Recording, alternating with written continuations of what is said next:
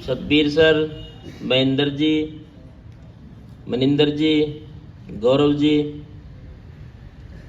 प्यारे बच्चों, जैसा कि आप सभी जानते हैं कि हमारा department skill development industrial training department के साथ साथ यूथ एम्पावरमेंट डिपार्टमेंट भी बन गया है, जिसके लिए रायपुर रानी को गवर्नमेंट ITI रायपुर रानी एक सेंटर बनाया गया है कि जो भी विलेजेस रायपुर रानी के अंदर आते हैं उन सभी विलेजेस में से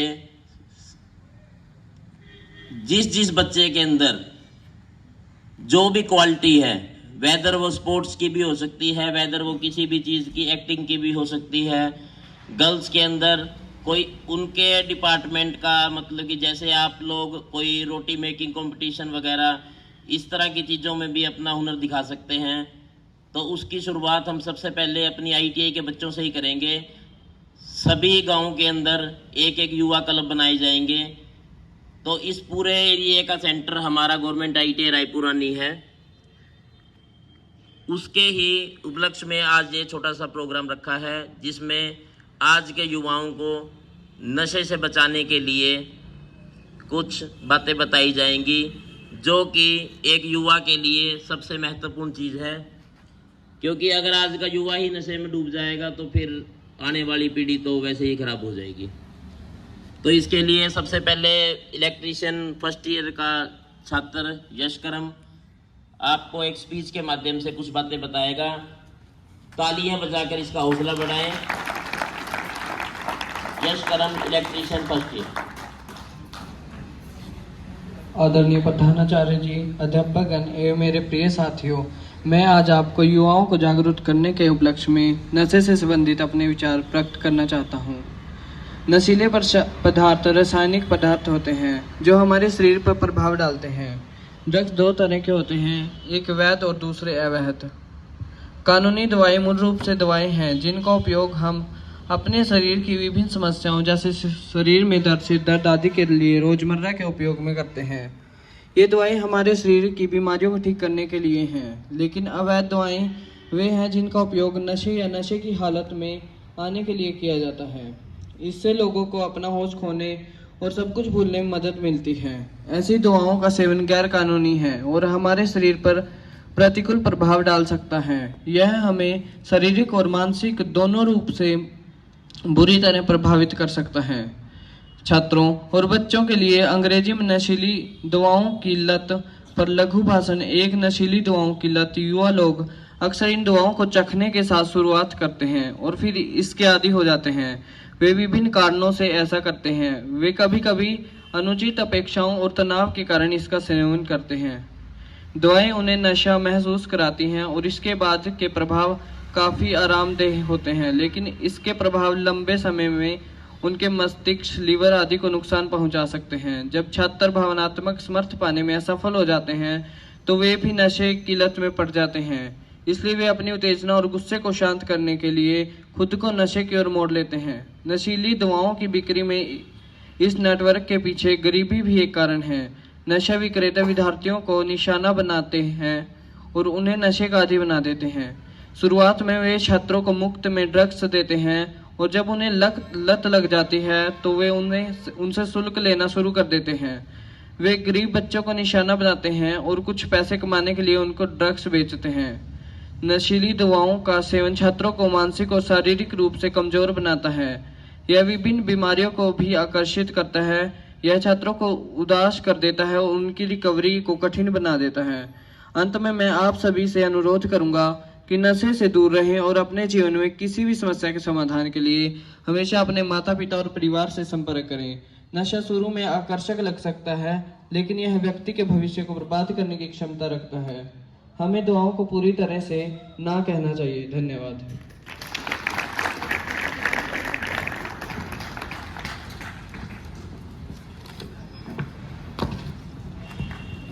यशकरम ने आपको बहुत अच्छी बातें बताई और उसमें जो सबसे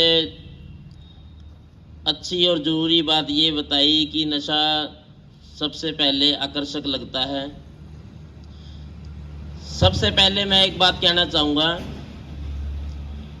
सलाह देना बहुत आसान है।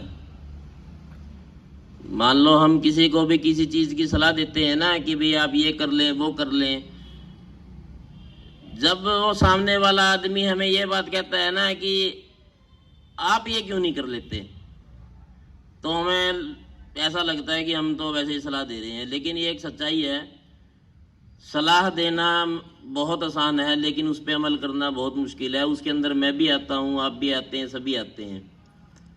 उन चीज़ों को इम्प्लीमेंट करना बहुत मुश्किल है। मैं आपको एक छोटी सी बात बताऊंगा। एक घर के अंदर 2 बच्चे थे, उनका बाप बहुत शराब पीता था, तो बाद में वो दोनों बच्चे भी शराब पीने लगे।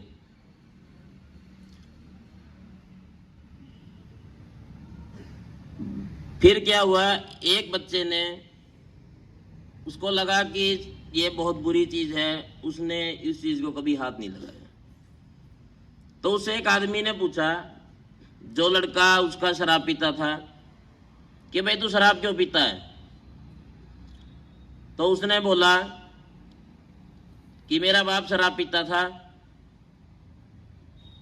हमारे साथ रोज लड़ाई झगड़ा करता था, इस दुख में मैं शराब पीता हूं। तो दूसरे बच्चे से पूछा कि तू शराब क्यों नहीं पीता? उसका भी यही जवाब था कि मेरा बाप रोज शराब पीता था, हमारे साथ लड़ाई झगड़ा करता था, इसलिए मैंने सोच लिया कि जिंदगी में कभी शराब पीनी है। इस बात से क्या समझ आता है कि उन दोनों का सोचने का तरीका, बात एक ही है, हालात एक ही है, लेकिन दोनों का सोचने का तरीका, उसका सोचने का तरीका पॉजिटिव वे में चला गया, एक का सोचने का तरीका नेगेटिव वे में चला गया। यही हम सब की जिंदगी की कहानी है। हम किसी भी अपने काम को उसको पॉजिटिव तरीके में सोचते हैं कि उसको नेगेटिव तरीके में सोचते हैं। किसी टीचर ने एक बच्चे को थप्पड़ मार दिया, उसने कोई गलती की, फिर एक बच्चे को और मार दिया। एक बच्चे ने सोचा कि सर ने मुझे क्यों थप्पड़ मारा, मैं ये तो बहुत अच्छे घर से हूं, मुझे नहीं मारना चाहिए था, फिर उसने सर के साथ बदतमीजी की अपने। दूसरे बच्चे ने ये सोचा कि मेरी गलती थी, सर ने थप्पड़ मुझे ठीक मारा। थप्पड़ तो दोनों को ही मारा ना, लेकिन दोनों का सोचने का तरीका अलग अलग था। अब मुद्दे पे आते हैं। नशा सबको पता है बुरी चीज है, ठीक है। ये जो आकर्षित वाली बात यशकर्म ने बोली कि आकर्षित लगता है, ये सबको ही शुरू में आकर्षित लगता है, बाद में ये मजबूरी बन जाता है। और ऐसी मजबूरी बन जाता है कि ये आदमी की जिंदगी चली जाती है, लेकिन ये मजबूरी नहीं जाती है। उसके पीछे सबसे बड़े जो रीजन हैं, वो 2-3 रीजन हैं, नॉर्मल फंडाज हैं लाइफ के। वो कहीं किताब में से नहीं बताए जा सकते, वो एक जनरल एक्सपीरियंस से बताए जा सकते हैं। हर एक आदमी के अपने अपने जनरल एक्सपीरियंस है। मैडम के अलग हैं, सुखबीर जी के अलग हैं, मनिंदर जी के अलग हैं, आप लोगों के अलग हैं। सबसे पहला तो एक्सक्यूजेस, जिसका जिक्र मैंने कन्वोकेशन फंक्शन में भी किया। अपनी कमी को ना देखना और उसके ऊपर एक्सक्यूज लेना। मान लो 40 नंबर वाला बच्चा पास होता है, 38 नंबर आ गए, फेल हो गया, ये नहीं कहेगा कि मेरे 2 नंबर कम आ गए, मेरे तो 40 आने चाहिए थे। उस कमी को नहीं मानना कि मेरे 2 नंबर कम क्यों आए, मैं क्वेश्चन और ठीक कर लेता। ये एक्सक्यूजेज होते हैं। वही एक्सक्यूजेज जैसे इसने यशकर्म ने बताया कि गरीब परिवार के बच्चों को नशा ज्यादा खा रहा है, और सच्चाई ये सबसे ज्यादा खा रहा है। आज के टाइम जिसके पास कुछ है वो तो अच्छे से अपनी जिंदगी जी रहा है, क्योंकि उसको पता है कि मेरे पास जो है मैंने वो संभाल के रखना है। लेकिन जिसके पास कुछ नहीं है ना, वो जो थोड़ा बहुत है उसको भी बर्बाद कर रहा है। उनके वो एक्सक्यूजेज होते हैं उनके पास, क्या कि मेरा फादर दिहाड़ी करता है, मजदूरी करता है, हम तो ऊपर उठ ही नहीं सकते। ये बड़े बड़े IAS ऑफिसर जो बने हुए हैं, जो यूपी बिहार से आए हैं, आपके तो दिहाड़ी करते हैं, उनके तो कईयों के तो माँ बाप ही नहीं थे, उन्होंने खुद ही दिहाड़ी कर आज IAS ऑफिसर बने हैं, क्योंकि उन्होंने एक्सक्यूज ही लिए अपनी लाइफ में। फिर इन्हीं एक्सक्यूजेस को सहारा बना के हम तो कुछ कर नहीं सकते, आदमी नशे का सहारा लेता है। दूसरा, बुरी संगति। अब यहाँ पे कुल मिला के 136 स्टूडेंट ITI रायपुरानी के हैं, ठीक है, 44 स्टूडेंट कनौली ITI के भी हैं, जिनमें से हो सकता है कि 10% बच्चे ऐसे भी होंगे जो इस तरह की किसी चीज को यूज करते होंगे। अब बाकी जो 90% बच्चे हैं, उन्होंने तो ये देखना है कि हमने उन 10% के साथ रहना है या बाकी जो 90% के साथ रहना है। यही बात गर्ल्स पे भी इम्प्लीमेंट होती है। मान लो यहाँ 50 लड़कियां हैं, 50 लड़कियों में से कोई 5 लड़कियों की कोई हैबिट अच्छी नहीं है, जो भी है, तो 45 लड़कियां 5 लड़कियों की तरफ देखेंगी या वो 45 के साथ रहना पसंद करेंगी। ये संगति हमें खुद चुननी है। आपने 10th क्लास करके आप यहाँ आ गए, आप लोग एक मैच्योरिटी लेवल में हैं, कई बच्चे +2 करके भी आए हैं, कई ग्रेजुएशन में भी थे, आपका एक मैच्योरिटी लेवल है। ये तो अब आपने डिसाइड करना है कि आपने किसके साथ रहना है, किसके साथ आपको ठीक लगता है या जो आपके लिए आगे बेनिफिशियल है। फर्स्ट ईयर में जैसे अब इलेक्ट्रिशियन ट्रेड 2 ईयर की है, सेकेंड ईयर के बच्चों ने फर्स्ट ईयर में वो सारे प्रैक्टिकल किए हुए हैं जो फर्स्ट ईयर वालों ने करने हैं। अब फर्स्ट ईयर के बच्चों ने देखना है इस बात को तो कि हमें सेकेंड ईयर के बच्चों से कौन सा बच्चा ऐसा है जो हमें कुछ सिखा सकता है, जिसके साथ बात करने से हमारा कुछ नॉलेज गेन हो सकती है।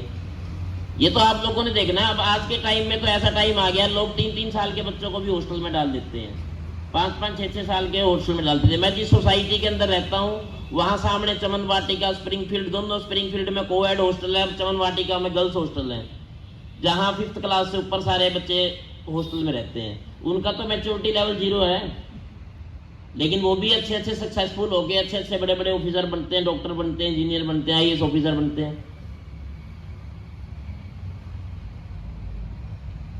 एक्सक्यूज, संगत। तीसरी एक बात मैं आपको जावेद अख्तर साहब की बात बताना चाहूंगा। मैंने एक देखा था किसी वीडियो में, जावेद अख्तर जी का एक इंटरव्यू हुआ, अच्छे लेखक हैं, सुना भी होगा नाम कईयों ने। आज के टाइम वो बहुत ही मशहूर लेखक हैं, मतलब उनका नाम बहुत सुनहरे अक्षरों में लिखा जाता है। उन्होंने बताया था कि कोई समय था ऐसा कि जब वो फिल्म इंडस्ट्री में आए थे तो उनको कोई नहीं पूछ रहा था, वैसे ही जैसे हम लोग पास आउट होके जाए, हमें 6 महीने नौकरी ना मिले, तो उनको कोई नहीं पूछ रहा था। तो उन्होंने जब देखा, लोगों का फेम देखा है कि फेम बहुत बुरी चीज बनी हुई है। ये जो हम ट्रेन के ऊपर चल के वीडियो बनाने की सोचते हैं ना, ये फेम ही है जिसको हम मीडिया से देख रहे हैं। मीडिया मतलब मूवीज से देख रहे हैं, जिसको देख के हम उसको रिपीट करते हैं। बाइक पे 4-4 जाने बिठाने, 3-3 जाने बिठाने, विदाउट हेलमेट जाना, ये सब चीजें हम वहां से सीख रहे हैं। आप लोग ऐड देखते होंगे, MS धोनी की ऐड देखते होंगे, वो बाइक पे जाते हैं, कभी बिना हेलमेट के उसकी बाइक की ऐड देखी है कोई? जॉन इब्राहिम की देखी है? वो चीज कोई नहीं देखता, जो देखने वाली चीज है ना उसको कोई नहीं देखता। तो उनकी बात थी जावेद अख्तर जी की, कह रहे कि मैं इंडस्ट्री के फेम में इतना डूब गया कि मैं दिन रात ड्रिंक करने लग गया। फिर उन्होंने किसी चीज का सहारा लिया तो उन्होंने उस चीज को क्विट किया। तो उन्होंने ये चीज बताई थी कि एक युवा बच्चे के लिए जो सबसे बुरी चीज है वो क्या है, वो मीडिया को देख के, अपने सराउंडिंग को देख के बहुत प्रभावित होता है। ये उम्र का फेम होता है कि ये एज फैक्टर ऐसा ही होता है कि जो बहुत प्रभावित होता है। आप लोग तो फिर भी बहुत अच्छे डिसिप्लिन में रहते हैं, जैसे बड़ी बड़ी यूनिवर्सिटी कॉलेजेस में बच्चे जाते हैं ना, खासकर गांव के बच्चे। अब जैसे MM वगैरह यूनिवर्सिटी है, वहां गांव के बच्चे जाते हैं, तो वहां जब गेट पे ना बड़ी सी गाड़ी में से बच्चे उतरते हैं, हाथ में उनके सिगरेट होती है, पी रहते हैं, उसको देख के ना बच्चे सोचते हैं ये पता नहीं कितना तगड़ा इंप्रेशन है, ये कितनी बढ़िया चीज है, कि ये कितना अच्छा लग रहा है। उसको देख के वो भी उस चीज को फॉलो करने लगते हैं। शुरू ये चीजें छोटी सी चीज से होती हैं, फिर बढ़ते बढ़ते ये ड्रग्स तक पहुंच जाती हैं। फिर उसके बाद तो बंदे की ना हो जाती है, घर वालों की भी ना हो जाती है। पूरे पंजाब में आप जाओगे ना, अब पंजाब के अंदर हॉस्पिटल कम और नशा मुक्ति केंद्र ज्यादा है। और जिस भी बंदे वहां जिनके पास ठीक पैसा था ना, उन्होंने ऐसे ऐसे वो खोल के करोड़ों रुपए कमा लिए। क्यों? केसीज इतने आते हैं। अब ये चीज अपने हरियाणा में भी बहुत ज्यादा आ चुकी है। ये जो पंजाब से टच एरिया है, जैसे पंचकुला, अंबाला, यहाँ तो है ही है।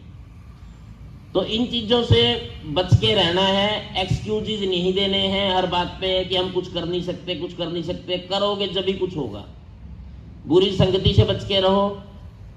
और ये अब जो युवा क्लब का हम शुरुआत करेंगे अब युवा क्लब्स की, तो उसके लिए सबसे पहले हम अपने ITI के बच्चों का रजिस्ट्रेशन करवाएंगे। उसमें आप लोग बहुत आगे तक, पहले आप district level, state level, national level, international level तक आप लोग जाएंगे। आप लोगों का जो बच्चे पहले हैं, हम तो पहले सबसे पहले अपने बच्चों का ये करवाएंगे। उसके बाद आप ही अपने गांव में अपने पड़ोसियों को, अपने रिश्तेदारों को, यार दोस्तों को भी आपने मोटिवेट करना है। इस चीज में बहुत अच्छा स्कोप है। अभी पीछे इसकी मीटिंग हुई थी, हमारे आदरणीय जॉइंट डायरेक्टर संजीव शर्मा जी और डायरेक्टर साहब ने ली थी, तो मैं उस मीटिंग में गया था। तो वहाँ जो ये नई SP बनी है, एक्चुअली नाम तो ममता नाम था उनका शायद, बड़ा मैं उनकी जो उन्होंने बताया वहाँ बड़ा इम्प्रेसिव हुआ मैं उनकी बातों से।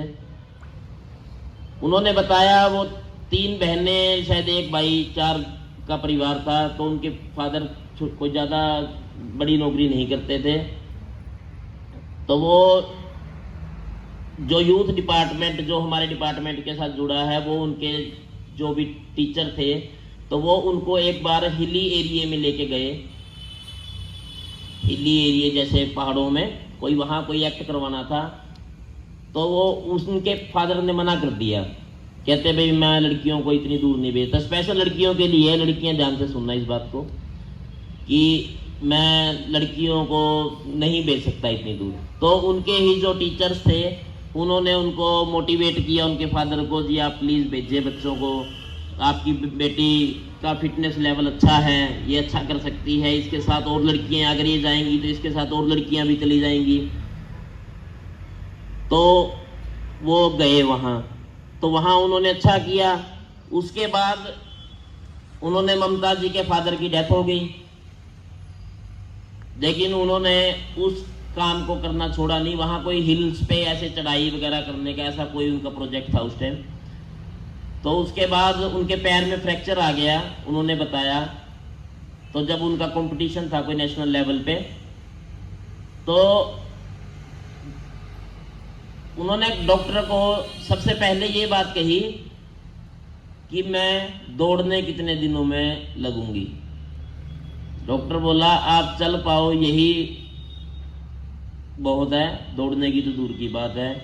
तो उन्होंने कहा कि आप मुझे ये बताएं कि मुझे दौड़ने के लिए करना क्या पड़ेगा, meaning what type of exercise I had to do, मुझे कौन कौन सी एक्सरसाइज करनी पड़ेंगी, what type of diets I had to eat, कौन कौन सी डाइट मुझे खानी पड़ेंगी। डॉक्टर ने उन्होंने कंसल्ट किया, आप ये एक्सरसाइज कीजिए, ये आप खाइए। उन्होंने अपना फिटनेस लेवल इंप्रूव करके उन्होंने शायद गोल्ड मेडल लिया।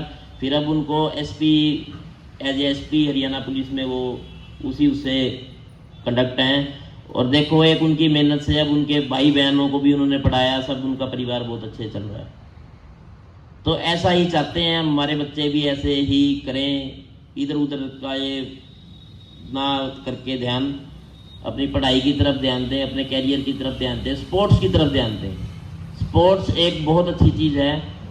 आप हमारे शरीर को तो फिट रखती है, साथ ही साथ हमारे दिमाग को बहुत संतुलित रखती है। आप सुबह, अब ये वही बात जो मैंने शुरू में कही थी कि सलाह देना आसान है पर इम्प्लीमेंट करना उसको बहुत मुश्किल है। सबको पता है कि सुबह उठ के एक्सरसाइज करना बहुत बढ़िया बात है, मुझे भी पता है, लेकिन बस करते नहीं हम, ठीक है ना। तो यही इतनी बातें कह के मैं इस प्रोग्राम को यहीं बंद करूंगा और आशा करूंगा कि आप सब इस यूथ से संबंधित जब भी कोई हमें कार्य करना पड़ेगा, सभी छात्र बढ़ चढ़ के हिस्सा लें, लड़के भी लड़कियां भी, और अपने आसपास अपने गांवों में, ये सभी के लिए, इसमें सिर्फ ITI के बच्चे की कोई बात नहीं है, ठीक है। सबको मोटिवेट करें। आप लोगों ने इतनी शांति से बड़े प्यार से बातें सुनी, इसके लिए आपका बहुत बहुत धन्यवाद। जय हिंद, जय भारत।